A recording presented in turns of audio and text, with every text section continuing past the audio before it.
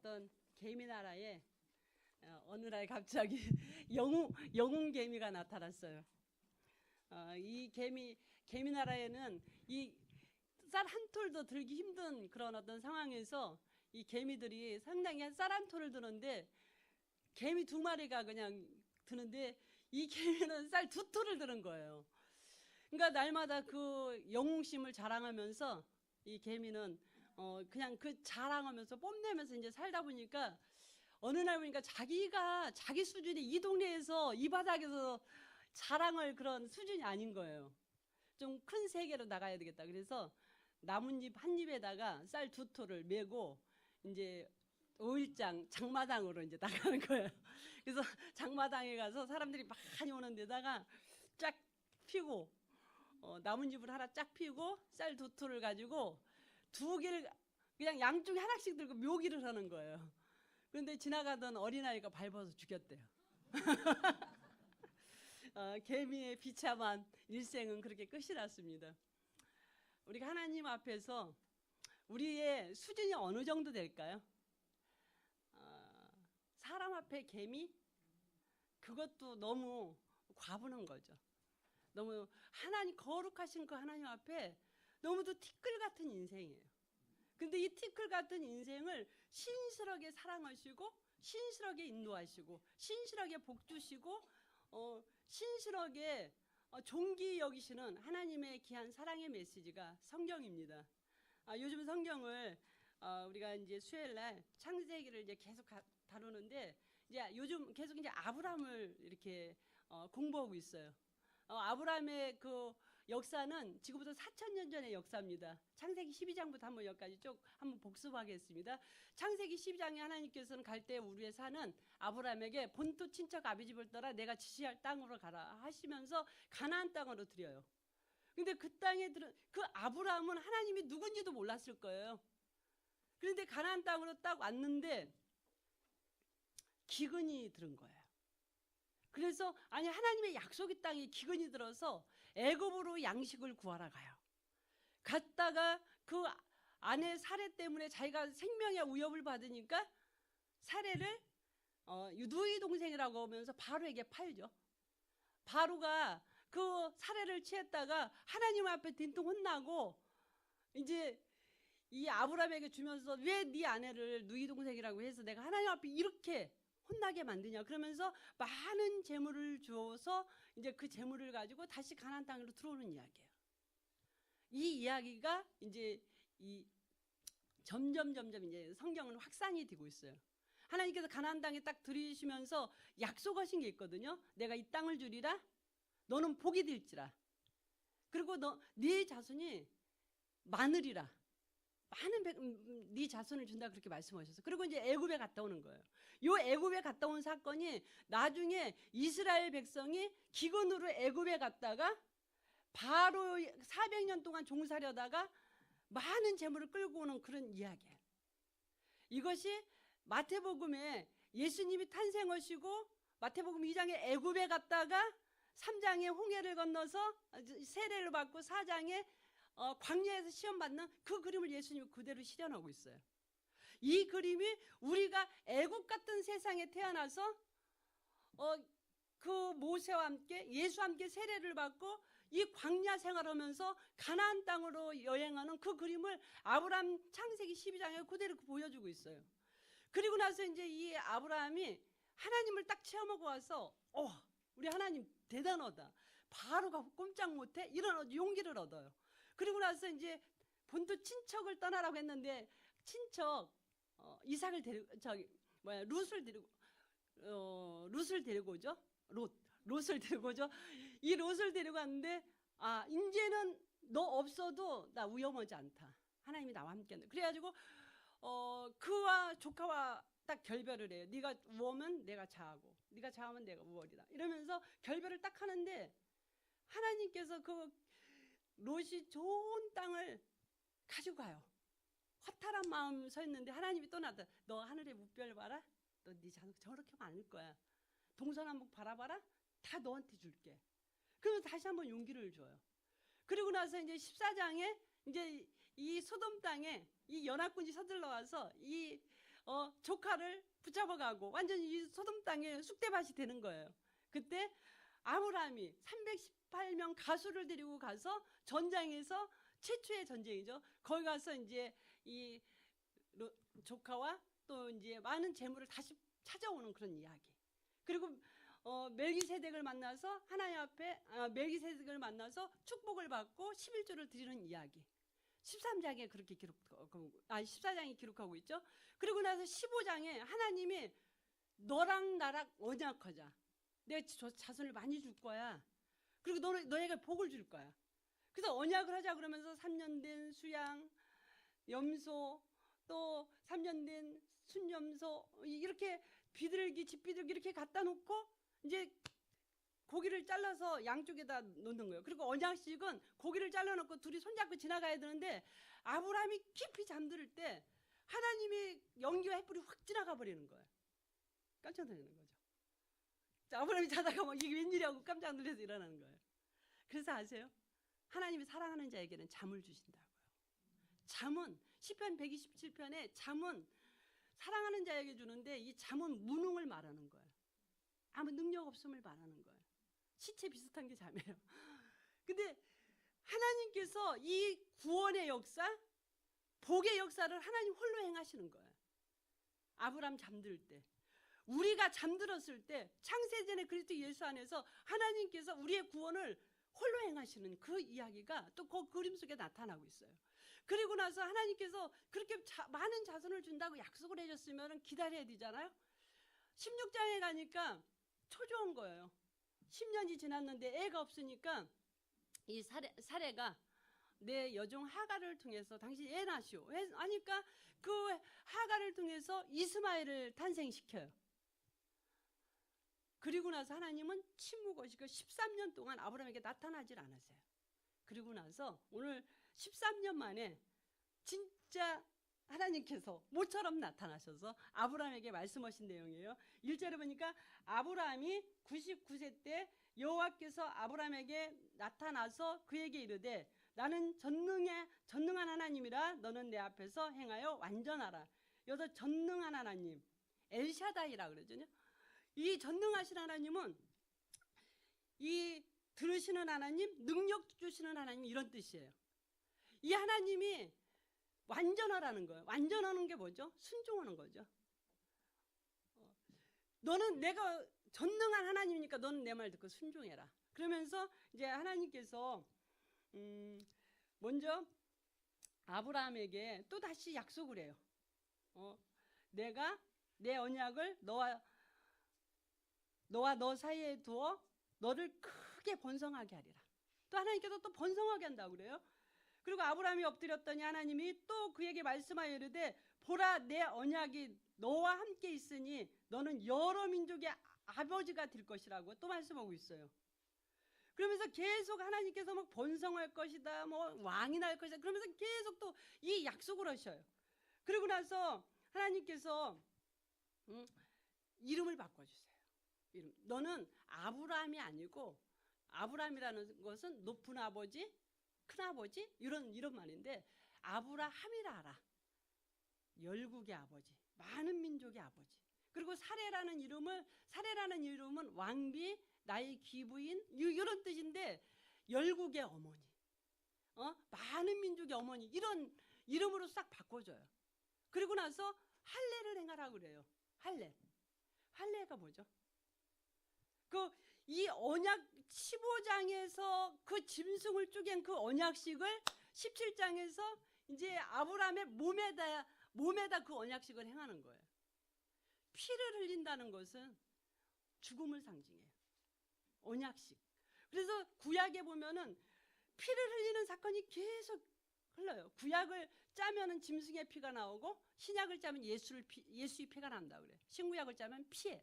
그래서 최초의 피가 창세기 3장에 하나님과 그 선악과 먹지 말라고 해서 그 첫 번째 언약을 어김으로 인해서 최초의 살해가 일어나요. 하나님께서 살해를 해요.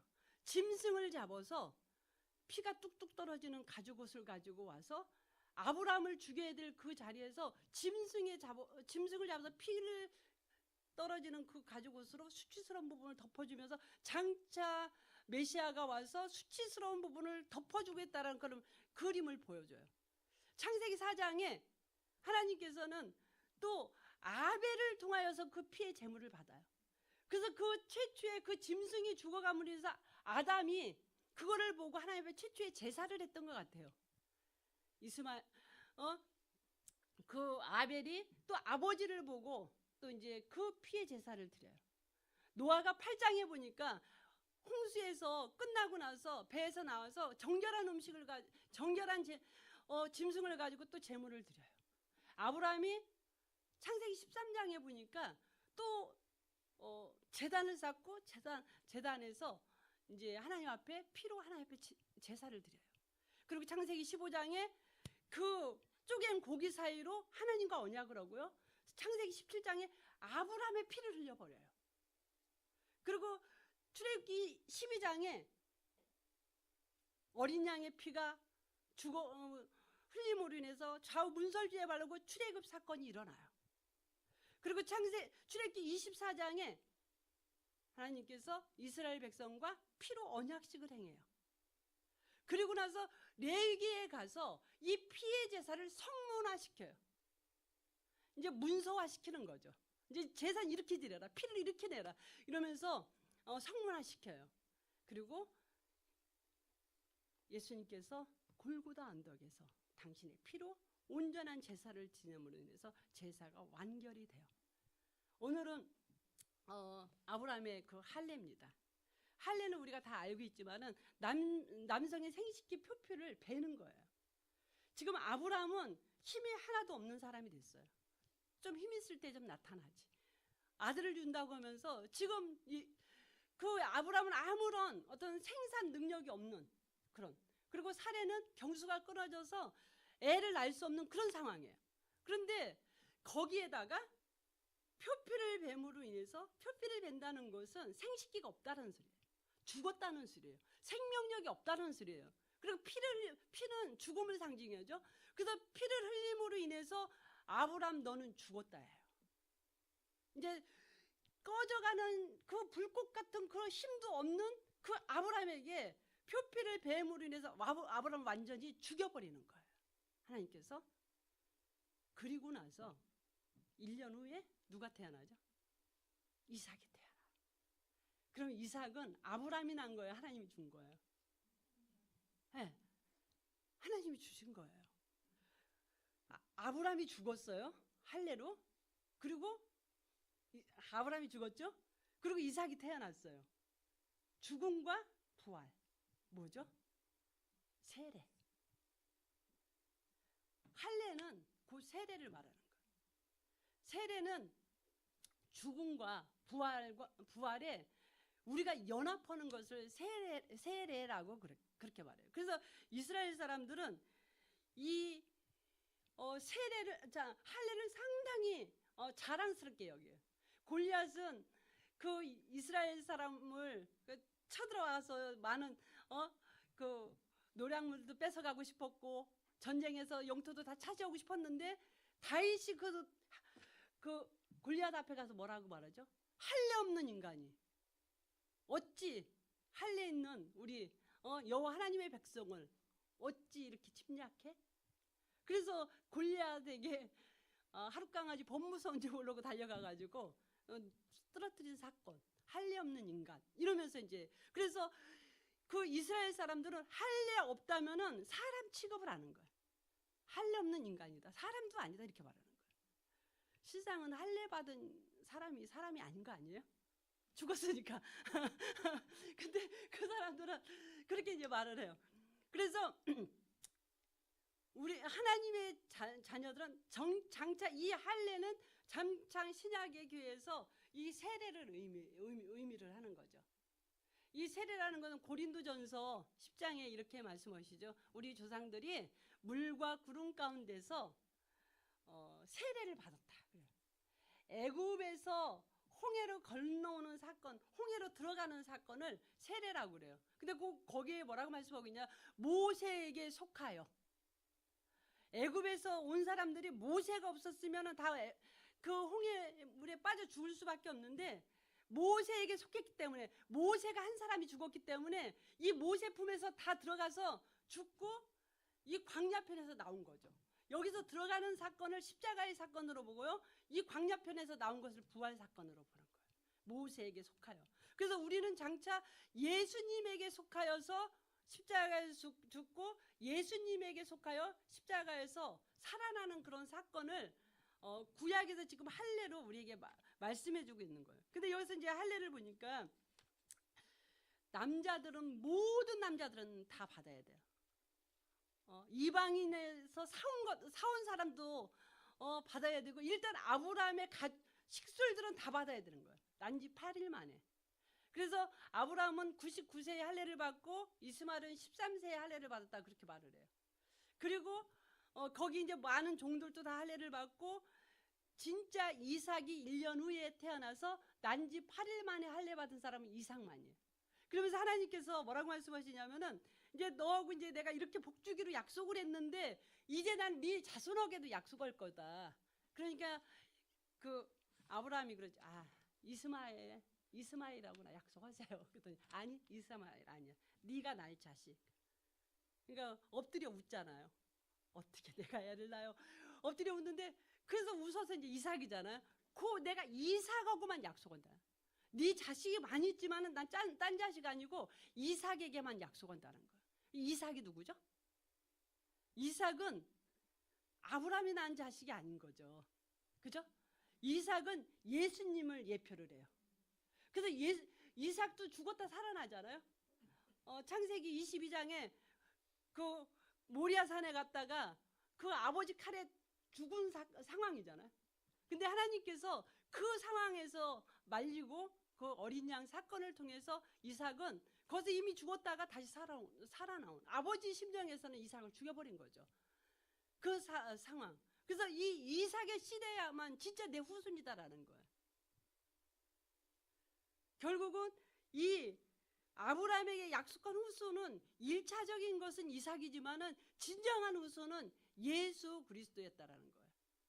그래서 그 이스라엘 사람들은 계속 그 할례를 자랑했고 할례를 드러내면서 할례의 자부심이 엄청나게 대단했어요. 근데 예수님이 오셨어요.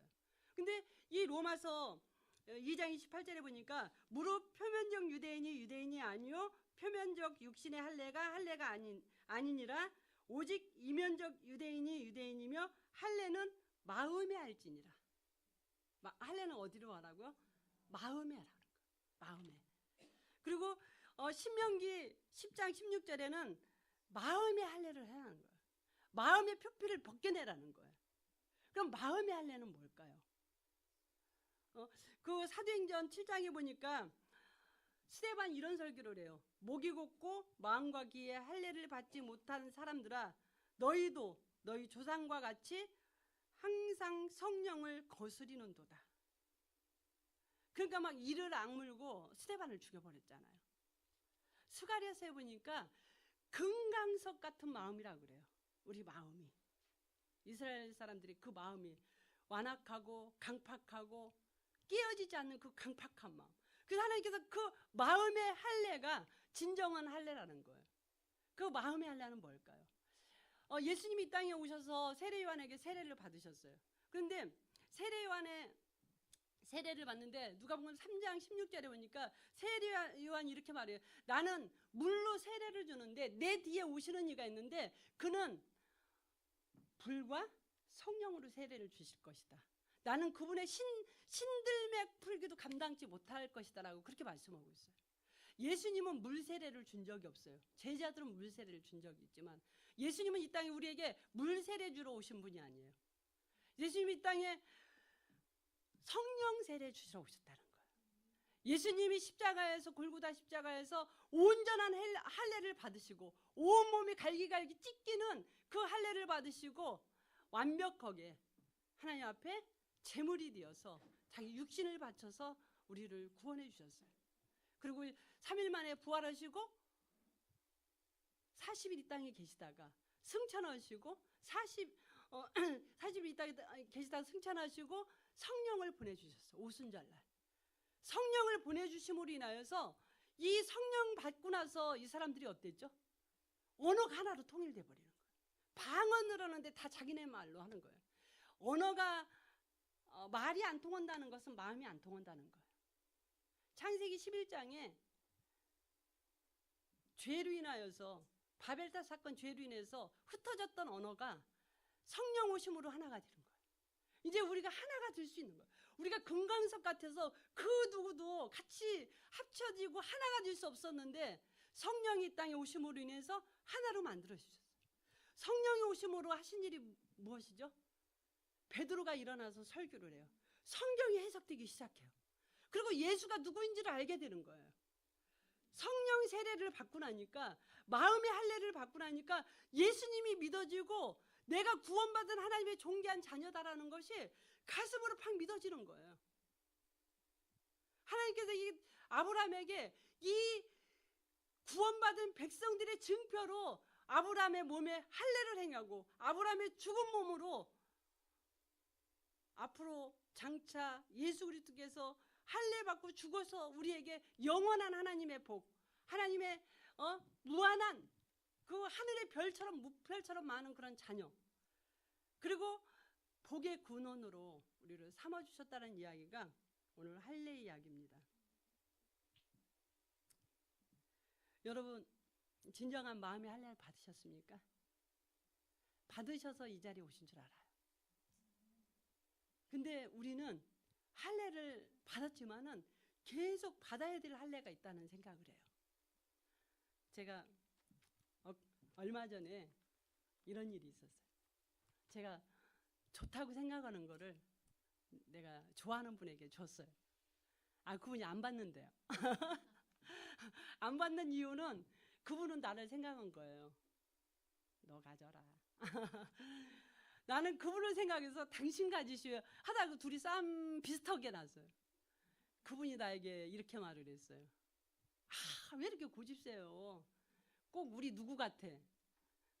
우리 누구라고 했는데 그 누구가 자기네 친척 누군데 내가 누구라고 말을 안 하겠어요. 근데 그 누구를 나한테 가끔 말해. 그분이 남 얘기하는 분이 아니에요. 근데 가끔 그 누구를 얘기하는데 저자님 꼭 누구는요 정신병자 같아요. 그랬었거든요. 근데 나보고 누구 같다는 거예요. 그럼 나보고 지금 정신병자 같다고. 마음 어렵더라고요. 뭐? 나보고 누구 같다고? 정신병자? 그래가지고 진짜 막 머리가 띵하면서 내 사랑해서 주려고 했는데 나보고 정신병자 취급하는 그분이 이쁘겠어요? 안 이쁘겠어요? 근데 내가 그 마음에 잠깐 그렇게 하다가 내가 사무실 와서 막 이러고 있었는데 맞더라고요. 제가 그거를 확인했어요. 하나님께서 이렇게 계속 내 마음에 할례를 이렇게 주시는구나. 이렇게. 내가 보니까 맞는 거예요. 왜 싫다는데 왜 주는 거예요? 정신병자가 뭐예요? 남 상관없이 내 맘대로 하는 게 정신병자 아니에요? 그분 상관없이 내 맘대로 했잖아요. 그럼 난 정신병자인 거예요. 우리는 내 맘대로 살으라고 하나님께서 이 땅에 예수님이 할례 받고 예수님이 죽어서 나를 이렇게 만들지 않았어요. 새로운 피조물, 네가 좋아도 상대방을 배려해서 상대방이 원하는 게 해주라는 게 할례 받은 사람의 표정이 아니에요. 근데 내가 내가 엄청난 걸 봐. 내가 할례 받은 사람으로 그게 이제 또 한 건의 할례가 되는 거예요. 내가 진짜 정신병자구나. 내가 정신병자라서 이렇게 힘들었구나. 사람들 관계가 가끔 힘드는 게 정신병자라서 힘들었구나. 병자는 옆에 사람도 힘들고 자기도 힘든 거예요. 그리고 내가 성경을 보니까요. 중풍병자, 문둥병자, 장심소경 다 난 거예요. 저하고 다 연결이 되는 거예요. 어쩌면 하나도 난 중풍병자가 아니야 이렇게 말할 수 없을 정도로 다 내가 병자인 거예요. 계속 이 병자가 가는 곳에 뭐가 있어요? 계속 좌충우돌만 있는 거예요. 이거 어떻게 하지? 하나야. 죽는 것밖에 없는 거예요. 내가 죽는 것밖에 없어요. 찢어지고 갈기갈기 찢어져서 내가 죽어야 되는 거예요. 금강석 같은 단단한 마음, 하나님께서 믿음으로, 이거 나의 그 단단한 마음과 부드러운 마음 상관없이 하나님께서 이미 은혜로 나를 선물로 주셨어요. 너희가 그 은혜로 인하여 믿음으로 말미암아 구원을 받았나니 이것이 너희에게서 난 것이 아니고 하나님의 선물이라. 행위에서 난 것이 아니니 누구든지 자랑하지 못하게 함이라. 하나님께서 자랑하지 못하게, 하나님께서 그냥 창세전에 이삭과 하나님이 쏙닥쏙닥 하신 거예요. 창세전에 그리스도 예수 안에서 예수님과 하나님과 삼위일체 하나님이 서로 회의하신 거예요. 2000년 후에 저 아이들, 의양 우리 교회 권속들, 우리 구원하자. 창세전에, 그리고 2000년 전에 예수님이 죽으신 거예요. 그래서 우리는 어떤 금강석 같건 철강석 같건 상관없이 우리는 하나님의 존귀한 자녀가 됐어요. 그런데 그거로 끝나는 것이 아니에요. 대학교 들어가면 그거로 끝나요? 서울대에 들어가면 그거로 끝나요? 그때부터 피나는 공부가 있는 거예요. 우리가 금강석 같은 나를 할례, 예수 그리스도의 할례로 우리를 구원하셨다면은 이제부터 내가 할례 받아야 되는 거예요. 모든 각색병 걸린 나이를 하나님께서 말씀으로 치유를 해주는 거예요. 근데 그 말씀으로 치유하는 것이요, 치유가 쉬워요? 병원 가서 항암 치료하는 게 쉬워요? 병원 가서 그 몸 아니 뭐 고름 째고 이게 쉬워요? 절대로 쉽지 않아요. 어떤 순장님 보고서에 그런 질문을 하셨더라고요. 왜 이렇게 예수님을 믿는 사람들은 고난이 많은가요? 왜 많아요? 하나님이 복을 주려고 그래. 마침내 복 주려고. 우리에게 진정으로 이 금강석 같은 마음으로는 도무지 생명이 자라날 수가 없는 거예요. 하나님은 우리를 옥토로 만들기 위해서 끊임없는 비도 주고 태풍도 주고 광풍도 주고 계속 그러는 거예요. 날마다 따뜻한 광야는 사막이 될 수밖에 없는 거예요. 그 도망자 다윗, 그렇게 도망 다니면서 뭐라고 말하죠? 여호와는 나의 목자시니 내가 부족함이 없으리로다. 그 광야 같은 그 세상 가운데서 부족함 없는 그 하나님을 바라보라고. 하나님께서 예수님을 이 땅에 보내주시고 예수님이 할례 받으심으로 인해서 하늘의 휘장이 쫙 갈라져 버렸어요. 복비 앞에 휘장이 찢어져 버렸어요.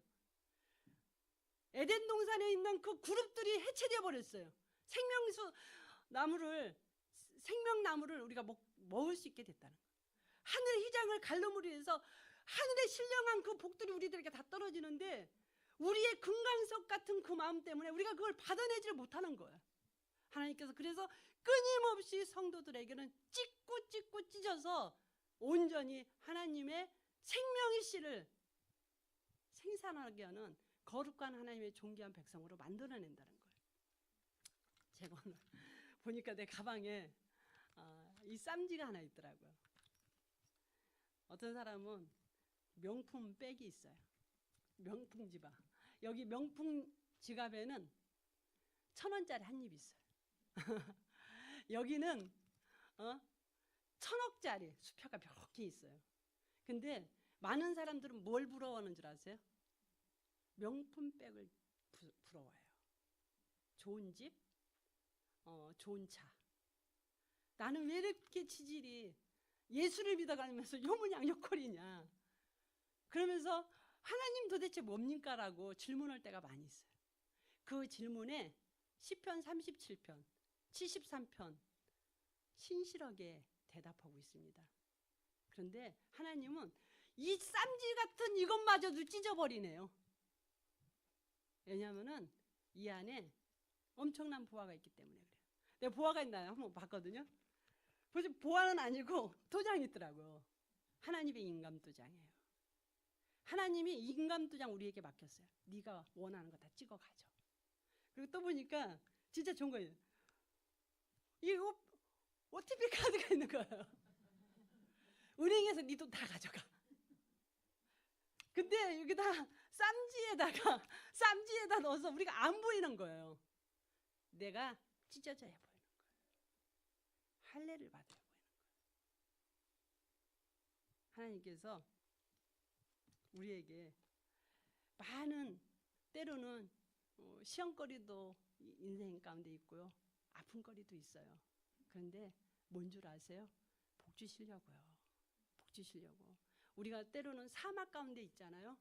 그럼 이 사막에 있는 나무는 땅 깊숙한 곳에 뿌리를 내려요. 왜냐면 살아야 되니까. 고난이 깊으면 깊을수록 사람의 심지가 깊어지고 지혜가 깊어지고 하나님 마음으로 충만해요. 그래서 그분 품에는 모든 분들이 다 깃들인다는 거예요. 오늘 하나님께서 저희들에게 모든 건 다 내가 했다. 모든 거 다 했어. 네가 할 게 하나도 없어. 너는 그냥 찢어만 쳐라. 네 자존심도 찢어져 버리고, 네 고집도 찢어지고, 네 욕심도 찢어지고, 너의 정신병자도 찢어지고, 중풍병자도 찢어지고, 다 할례를 받음으로 인해서 너가 죽고 네 안에서 내가 살자. 그래서 너로 인하여서 하나님의 영광을 세상에 비치자. 모든 것은 하나님의 은혜다. 이 은혜를 깨닫는 것도 하나님의 은혜고요. 이 은혜를 아는 것도 하나님의 은혜입니다. 우리가 이 땅에 살아가는데 너무 힘들고 어렵지만은 하나님의 은혜를 생각하면서 깊은 곳에 뿌리 내리듯이 우리가 이 삭막한 이 삶 가운데 깊은 곳에 뿌리를 내림으로 인해서 하늘의 영광과 기쁨과 하나님의 평강이 충만한 우리 모두가 되기를 예수님 이름으로 부탁드립니다. 기도드리겠습니다.